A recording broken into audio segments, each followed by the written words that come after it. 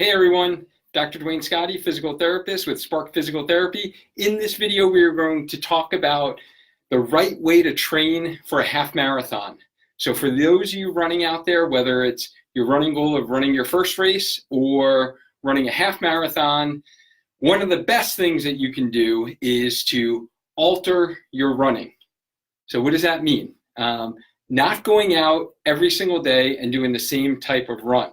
So after you kind of initiate running and you have a good base or a good foundation for running, then the next step, kind of the next level, once you get some basic mileage under your legs, 10 to 15, maybe 20 miles per week, then it is to start to add some variety into your runs. So as opposed to going out there and running a normal pace and having every single run throughout the week be the same, you do want to add a little bit of variety, a little spice in your life with your runs. So Chris is on, Tara's on, thanks for joining, appreciate it. How's everyone doing out there?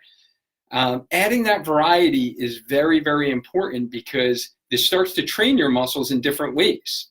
So training your muscles in different ways causes them to adapt differently. So especially if you have a couple of races under your belt, you have a couple of half marathons under your belt, the next step, kind of to go to that next level, is start to add that variety. So specifically, like today, for me, my training was speed work day. So I went to the track and I did repeat 400. So one time around the track is 400 meters. So I did that recovery lap in between, nice little jog, and then kind of increased the pace, really challenged my legs to go at a faster pace, to get my legs used to going at a faster pace like they would go for a race. So if you guys are on here live and you do run races, if you have run a race before, just type in race in the comment section. Bob's on, Alicia's on, how are you?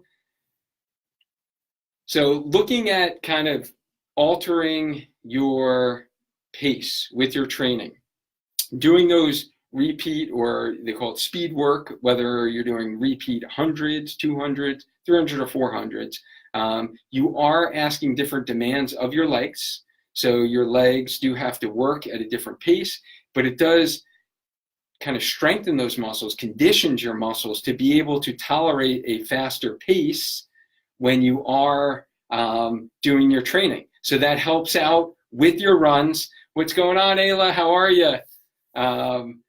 Those will help you for race day when your legs have already been there. So as opposed to going at your slower pace, or you're kind of pacing yourself for your longer mileage on the race day, when you do have that longer mileage, say you're doing 13.1, then obviously during the race, you're not going to run as you did on your long runs, right? So you're not going to be running at that pace. So you're going to be asking your legs to do something different, go at a faster pace, and now they'll be more conditioned. So if they're more conditioned, you're less likely to get injured, okay? And you're more likely to have better results. Your performance is going to be enhanced because the muscles have already physically had the demands of going there before. So it's like your body is saying, okay, I've been here before, I know what it feels like to go at this pace, and now I'm going to meet those demands. So does that make sense to you? If that makes sense to you, drop it in the comments here. Carlos, how are you? Fred's on. So hopefully that does make sense. Some examples of altering your training are, we already mentioned speed work, so you can do that on a track. If you don't have access to a track, then you can do that on the road. You just have to, use your watch. You're going to check your distances every quarter mile. Like myself, a lot of times I go out there really early. So sometimes it's before the sun is up. So if it's dark, then I'll be doing it on the road, and because the track isn't lit yet. And if I'm on the road, then I'm watching every quarter of a mile. You can set those programs in your little app. So I use Runkeeper. You can set that in your app. It will kind of vibrate, let you know when you're at that quarter mile, and then you go increase your pace, go at a faster pace, get that leg turnover a little bit better, and then you're going to be more conditioned for race day. The other types of runs that you can add into your weekly run is tempo runs. So that's another type of run that would be a good to switch off with your speed work. So a tempo run would be going at a faster pace than normal, but then you're going to sustain that pace for a while. So for example, guys, my normal slower runs or easy runs are about anywhere between a 9 and 10 minute pace per mile. So those are kind of those easy runs for me. So this morning when I was doing the speed work, I was keeping it under 7 minute per mile pace for those intervals. So that was going a lot faster. Obviously I'm huffing and puffing. It's hard as heck. I was at 640s around there per pace mile. And that is definitely faster than my half time. So that's causing my legs to go at a faster pace than I will actually on race day. For a tempo run, for example, I'm not going to be able to go that fast and sustain that speed for the length of time of a tempo run, because for a tempo run, you want to maintain that pace for a certain number of miles. So typically if you're doing half marathon training, then you're going to work your tempo runs up from like 3 miles, 4 miles, 5, and maybe 6, maybe a 7 mile tempo run. That's kind of a long tempo run, but that is maybe going, so for me, that example would be me trying to keep it under 8. So trying to keep it under an 8 minute mile pace and trying to sustain that for that period of time. So that would be another example. Other examples you can add into your training is hills. So doing repeat hills, and that will help develop some power in your legs. Definitely changes the angle at your hips. Definitely changes the focus on the muscles, which muscles are activating. Definitely going to get more glutes going up hills. So that's another type of running or training you can do to alter your workouts. And then definitely if you're training for the half marathon distance, you do want to always incorporate a long run into your weekly running routine or your weekly cycle or your cycle of training. Some people do like a 7-day cycle. Some people do a 10-day cycle. So within that cycle, you're going to definitely include one longer run day. And then you can have those easy runs. And those easy runs are important too.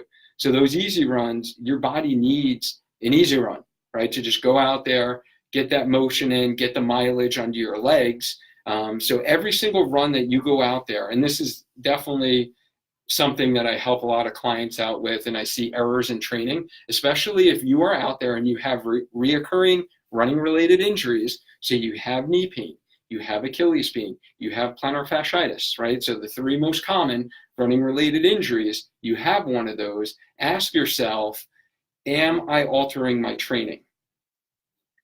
Or am I going out there every single run going as hard as I can possibly go? You definitely should not be going as hard as possibly that you should go, because then you're just opening yourself up to injuries, because you're not allowing the proper recovery, and the demands of your body probably are not up to that potential. So that's just going to really open yourself up to running related injuries. So please, if you're doing that right now, trust me, take 2 or 3 of those runs a week and turn them into easy runs. And then you're going to actually be that much more efficient on your speed work and your long runs. So you're going to actually get better runs out of those days because you allowed your body to recover between those harder runs. So if that makes sense to you, please type in "makes sense" in the comments, because that is critical to prevent running related injuries, is to have those alterations in your training. So I think I've pretty much covered everything I wanted to cover today. I did want to share that out with you. I was thinking about you all this morning as I was on the track, and thinking about all the clients that I've worked with and the runners that I've helped, that we've kind of educated them on some of their training flaws as well. So we don't only recover from injury, you don't just come to get fixed per se, and we're going to treat your Achilles or we're going to treat your knee, but we're going to also talk about your training, because your training is a big component to why you probably got this running related injury to begin with. So that's one of the things that we do here at Spark Physical Therapy, where we really just help runners stay active, doing the sport they love. So running, kind of keep hitting the pavement as best as possible without having pain, stopping running, stopping your training, so you can do what you love to do. Because if you're a runner like me out there and it's pretty consistent, it's, for you not to be able to run or for you to be in pain when you're running, that's just not fun. So I don't want to see that for any of you that are struggling with your runs. If you are having pain, please send me a direct message. You can contact me via my website, sparkyourtraining.com, and we can discuss what exactly is going on, see if it would be a good fit for us to do a free phone consultation, and we could talk about some of the issues that you're having with running. So again, this has been Dr. Duane Scotti. I'm a physical therapist with Spark Physical Therapy. I appreciate you jumping on here live with me. If you didn't catch this live, because I kind of snuck it up on you, I didn't give a little heads up that we were doing this live today. If you're watching this on the replay, just type in Spark Replay, just so I know I can give you a shout out and I know that you did see this. And if you did find this helpful, so if any of this information was helpful for you, I do got to give a shout out to my daughter, Liv. Hi, Liv. Liv just jumped on here, so I got to give her a shout out. That's my girl right there. If this was helpful for you, please, please hit that like button, hit that love button. It will just help more people like you be able to hear this information if you did find that it was helpful for you. All right, thanks again, guys, for jumping on. I appreciate it, and I'll talk to you soon. Have a great night. Bye.